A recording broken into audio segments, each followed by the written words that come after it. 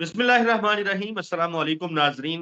मारूफ astrologer Mohammad Usama Ali साहब हमारे साथ मौजूद हैं। उसामा अली साहब रिलीजियस स्कॉलर भी हैं, बिज़नेस कंसल्टेंट भी हैं, किसी तारुफ के मोहताज नहीं हैं। उसामा अली साहब, हमने बात की थी नून लीग के हवाले से पिछली वीडियोज़ के अंदर और आपने बड़ा खुल के बताया था कि नून लीग जो है, बल्कि आपने कहा था नून लीग तो बढ़ गई। एमक्यूएम भी इतराज़ात लेके घूम रही है। खदशात ये भी ज़ाहिर किए जा रहे हैं कि कहीं ऐसा ना हो इलेक्शन पोस्टपोन हो जाए, हालाँकि अब होना बनता तो नहीं है। क्योंकि पहले ही पाकिस्तान में ये जो काम हुआ है वो गैर आईनी था कि निगरान हुकूमतों का टेन्योर मुकम्मल हो चुका है, लेकिन हमारे वज़ीर-ए-आज़म ने इतने दौरे कर लिए हैं, जितने इलेक्टेड जो लोग होते हैं वो भी इतने शायद नहीं करते। तो इलेक्शन होता देख भी रहे हैं। नहीं, ऐसा मैं अमूमन आपको पहले भी बता चुका हूँ कि जनवरी जब तक दरमियान में है, इलेक्शन को इतना श्योर ना समझें।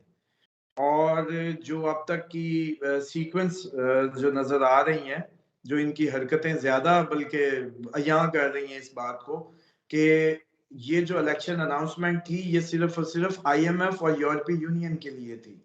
ताकि जो हमारा जो ग्रे लिस्ट से जी, अल्लाह-अल्लाह करके हम वो जैसे कहते हैं निकले थे, वो जो ग्रे लिस्ट वाला मामला है उसमें ना चले जाएँ, ताकि हमारा बिज़नेस ट्रेड हिट हो जाती है यूरोपीय यूनियन से और उसके जो अंडर मतलब जो कनेक्टेड कंट्रीज़ हैं उस मुआहदे के तहत, प्लस हुँ, जो आईएमएफ है, वो आपको सपोर्ट नहीं करता बिल्कुल। और किसी भी नॉन डेमोक्रेटिक गवर्नमेंट को। तो आईएमएफ को और ईयू को ये दिखाने के लिए कि हम देखें अनाउंस कर दिया इलेक्शन और आगे जाएँगे तो कहेंगे ये हो गया था, वो हो गया था, तो इस वजह से हम जैसे कहते हैं कि ये जो परवेज़ खटक साहब बोल रहे हैं और जो फजलुर रहमान साहब ने कहा था जनवरी में पॉसिबल नहीं और भी 2-4 लोग हो सकता है नज़र आएँ, ये सारे के सारे वो ग्राउंड बना रहे हैं, जो कि पेश किया जाना है आईएमएफ के सामने और आपकी ईयू के सामने, कि जनाब हम तो चाहते थे, ये मौसमी, ये पॉलिटिकली पार्टीज़ जो हैं, इसीलिए छोटी-छोटी ये हो सकता है तहरीक इस्तेहकाम भी कुछ कह दें। हाँ, वो और तो उनको मुद्दा बना के फेस सेविंग के लिए पुरानी कटिंग्स, पुरानी इनकी तकरीरें और ये इनके मुतालबात रजिस्टर्ड और नॉन रजिस्टर्ड फॉर्म में एक फाइल में तश्कील दिए जाएंगे, जिसको प्रेजेंट किया जा सकता है इन केस ऑफ डिले कि देखें जी इसकी बुनियाद पे अब हमारी मजबूरी है कि हम इलेक्शन को थोड़ा-सा और आगे लेके जा रहे हैं। जबकि तो ये जो तो गवर्नमेंट है, ये जो बंदे हैं हमारे इलेक्शन की बजाय अपॉइंटेड पर्चियाँ पर्चियाँ डाल लें, कोई पुग लें, उसको वज़ीर-ए-आज़म नहीं, लगा इसमें दें, भी ये उसको है कि कहें कि जबकि ये जो अपॉइंटेड नुमाइंदे हैं, जो इस टाइम के, वो देखिए कितना अच्छा काम कर रहे हैं। वो नकली तो कर ही नहीं रहे, नकली-नकली वाला, वो तो असली काम कर रहे हैं। मतलब जो सीएम पंजाब है, वो अस्पतालों में घूम रहा है, सारे बजट चीज़ें वैसी कर रहा है, जो आपके वज़ीर-ए-आज़म साहब हैं, उन्होंने वो उन्होंने जेन्युइन बड़ा जेन्युइन उन्होंने एक्टिंग बड़ा करते हुए। उन्होंने बड़ा ज़बरदस्त काम किया है। यकीन करें पाकिस्तान की 76-77 साला मुल्की तारीख के अंदर वैसा काम किसी वज़ीर आला ने नहीं किया। वो खुद गए, हॉस्पिटल पहुँचे, एक बकरी उसका अल्ट्रासाउंड करके उन्होंने फिर पूछा कि ये प्रेग्नेंट है कि नहीं है। इतना इनकलाबी काम और किसी ने नहीं किया। उसामा अली साहब, क्लोज़न की तरफ जाना है। मैं जानना ये चाहता हूँ कि तकरीबन 10,000 लोगों को गिरफ्तार किया गया। औरतों को, बेटियों को घरों से उठा लिया गया। अ, जो जमात थी यानी अपोज़िशन की पार्टी थी, उसके कुछ 60% से ज़्यादा जो अरकान हैं, उनको अरेस्ट कर लिया गया, अगवा कर लिया गया।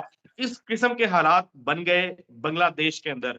हसीना वाजा साहिबा जो हैं, ये सारा कुछ कर रही थी और फिर अपोज़िशन जो है वहाँ की, आज उसने ऐलान किया है कि वो आइंदा इंतखाबात में हिस्सा नहीं लेगी, बायकॉट करेगी।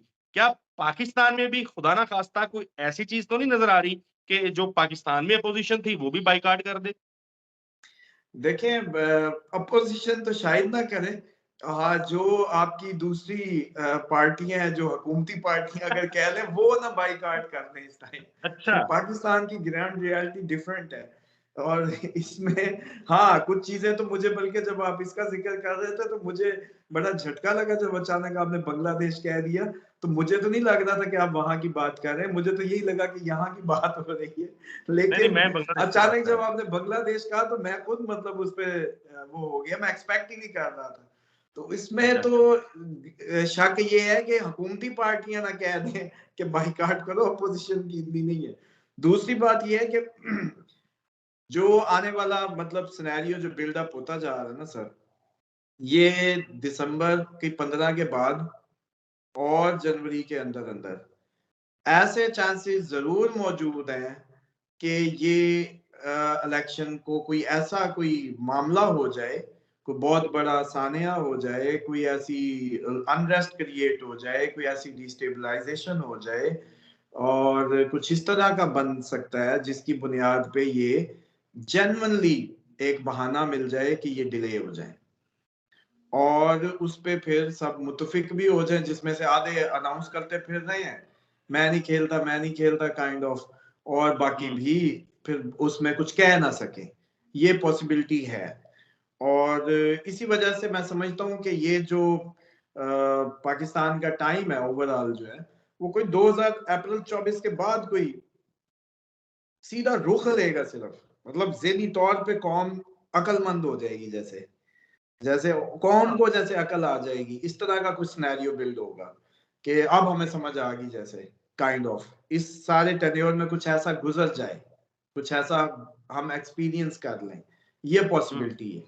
क्योंकि जब जुपिटर अपनी डायरेक्ट मोशन में सीधा नहीं होता ना, तो सारा दिमाग ही उल्टे चल रहे होते हैं, जैसे ही वो डायरेक्ट वो होता है। अब जैसे हरकतें होती फिर रही हैं आपके सामने ही है, खुद अपने ऊपर हर दिन कोई नया ब्लेम ही ले आते हैं। डेमोक्रेटिक पार्टी है, वो कह रही है इस पार्टी को बैलेट से निकालो फिर हमने इलेक्शन लड़ना है मतलब हाँ, कम ऑन।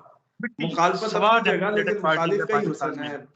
यकीन जी करें, इन पॉलिटिकल पार्टीज़ को बिल्कुल शर्म नहीं आती, इतनी बेहयाई से झूठ बोलते हैं, इतनी ढटाई से झूठ बोलते हैं। पाकिस्तान मुस्लिम लीग नून जिनकी 16 माह अभी हुकूमत रही, 5 साल उससे पहले और उससे पहले पता नहीं कब से, जब से ये जवान हुए हैं, हुकूमतें करते आ रहे हैं। नारोवाल में दानियाल अज़ीज़ साहब ने कह दिया कि एहसन इकबाल साहब जो हैं, वो प्राइस कंट्रोल मैनेजमेंट कमेटी के सरबराह थे, तो महँगाई कंट्रोल नहीं हुई।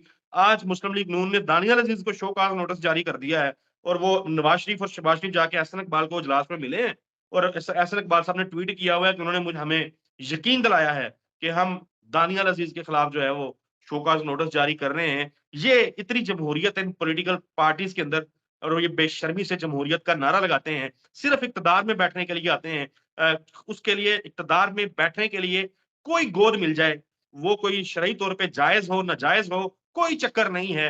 बस इक़्तिदार थमा दिया जाए किसी तरीके से, खाने-पीने का बंदोबस्त हो जाए, तो वहाँ पे हमारी जमहूरियत जो है, वो तमाम महाज़ फ़तह कर लेती है और सत्ते खैरा हो जाती हैं। बहरहाल देखिए, ये जो शोकाज है ना, ये बजाते खुद शो कर रहा है कि कितने का आप डेमोक्रेटिक हैं। एक तरफ तो ऐसे आप ही है। पीटीआई के इलेक्शन पे बोल रहे हैं, इंट्रा पार्टी है।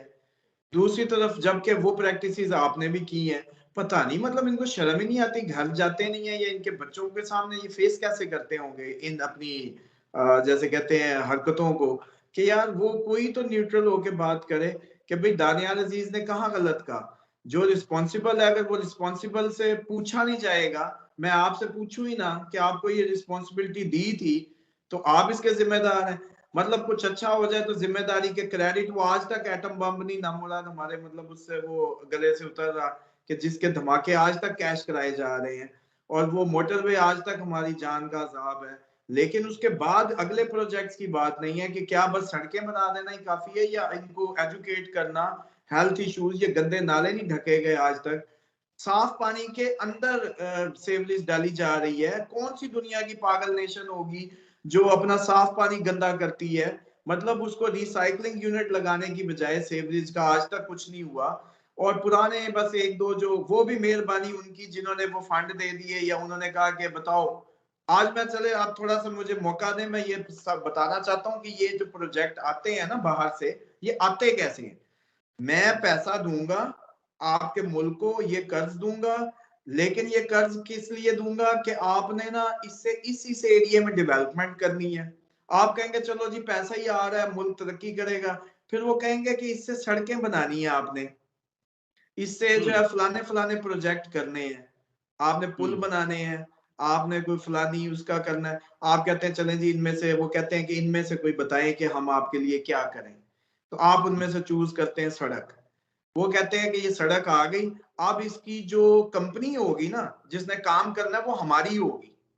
यस। अच्छा, इधर से वो पैसा आता है, उधर से वो पैसा नाम से आता है, नाम से उसकी पेमेंट उस कंपनी को घूम जाती है और हम कर्जई हो जाते हैं। कौम उसके नतीजे में कर्जई हो जाती है क्योंकि उसने वो कर्ज उतारना होता है। और कर्ज कौन सा उतारना होता है? जो वापस उस मुल्क जा चुका होता है, उसी की कंपनी को, उसी मुल्क की कंपनी को कॉन्ट्रैक्ट। जैसे चाइना ने आपसे कहा कि हमें ये सब करने दें, आपने कर लिया और घूम के ठीक है, सब वो वो उसी का इन लोगों के इन्वेस्टमेंट के साथ इन सर्विसेज भी लोगों उसी के की थी।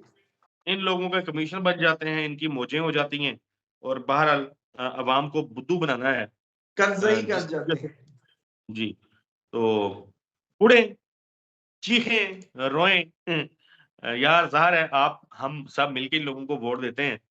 एनीवेज़ अगली वीडियो में मुलाकात होगी, तब तक के लिए अल्लाह हाफ़िज़।